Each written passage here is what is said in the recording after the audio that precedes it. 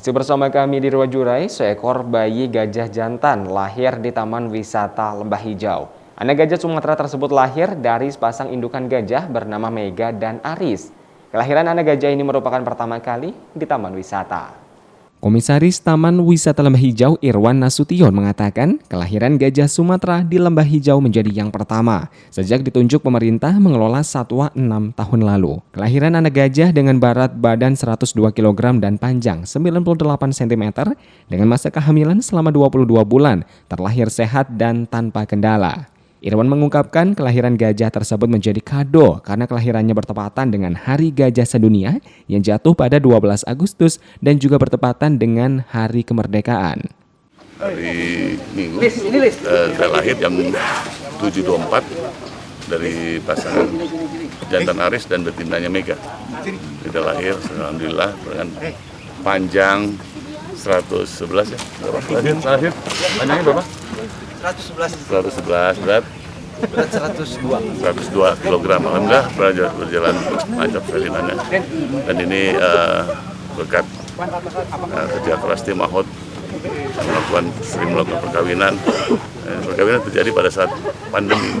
Jadi pandemi kemarin kita bekerja dan 20 bulan kemudian lahir 2 hari yang lalu. Alhamdulillah. Sementara Kepala Seksi BKSDA Bengkulu Lampung, Hifzon Zahwiri mengapresiasi atas kelahiran gajah di Taman Wisata Lembah Hijau.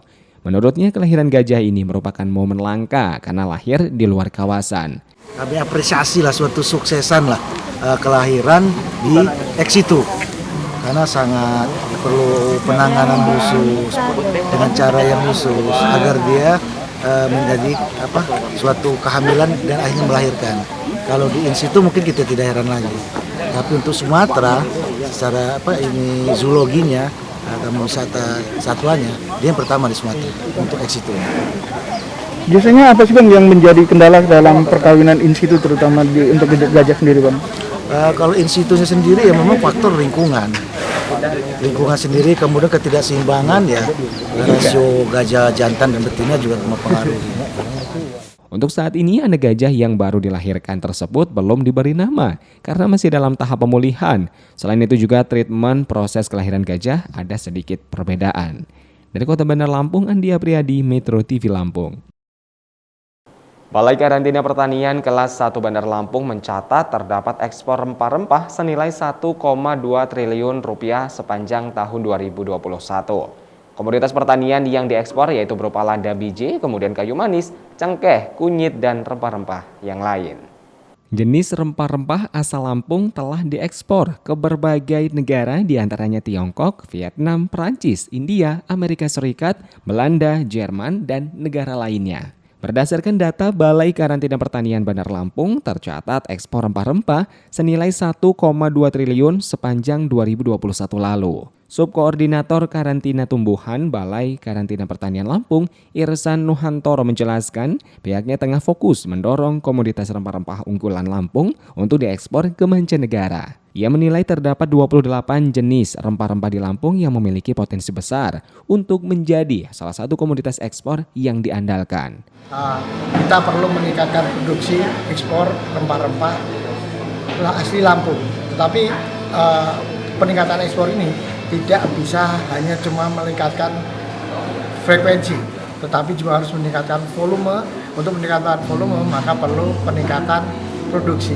Sehingga kalau di dalam peningkatan ekspor itu ada 3K. Jadi dari kualitas, kuantitas, dan kontinuitas.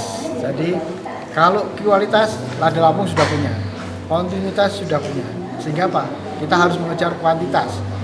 Berat kita adalah di kuantitas. Dari nilai 1 yang 1T itu, kita kalau bisa, kita itu bisa meningkatkan produksi sehingga 1T akan meningkat menjadi 3T. Sementara perwakilan perusahaan salah satu eksportir di Lampung, potensi besar pertanian harus dioptimalkan dengan menjualnya ke pasar internasional. Namun untuk mewujudkan itu, pengekspor harus mengikuti standar internasional. Hal itu dimulai dengan mengubah kebiasaan untuk tidak lagi menggunakan pestisida seperti pada tanaman lada, sebab di Eropa dan Amerika sangat konsen untuk tidak menggunakan pestisida.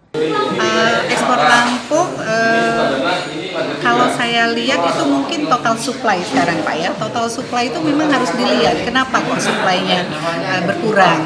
Apakah memang unsur hara tanah itu memang sudah istilahnya dia karena udah terkontaminasi dengan kimia selama bertahun pasti itu kan kayak harus ada regenerasi tanah kan gitu ya.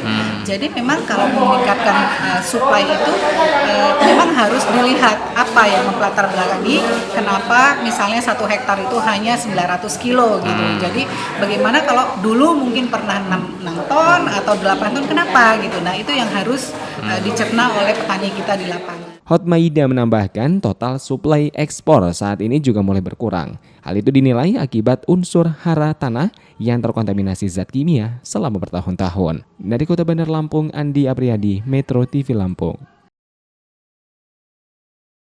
Pemirsa, demikian informasi yang dapat kami sampaikan pada hari ini. Saya Reza Afif beserta kru yang bertugas mengucapkan terima kasih dan sampai jumpa.